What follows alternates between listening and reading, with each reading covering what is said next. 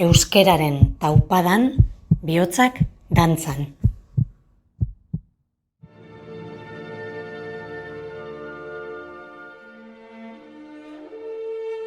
Ikasiko dugu beste edozein hizkuntza, ukitzeko munduaren beste aldeko printza, ezagutzeko urrutiko hitza, zabaltzeko gure jakintza.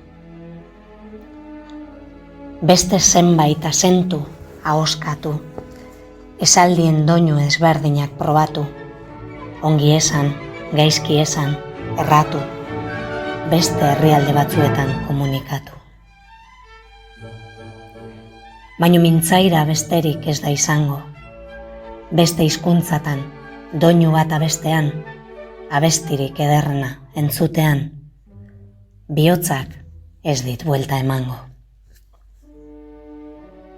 Eta ordea, urruneko herrialde batean, ingurua euskarri ez denean, euskal kanta bat bertakoei entzutean, urtuko naiz haien aurrean.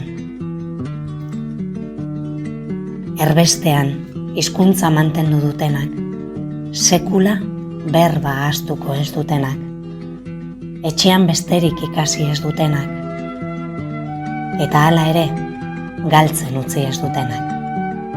Hauek bai, bihotza dantzan jartzen didatenak.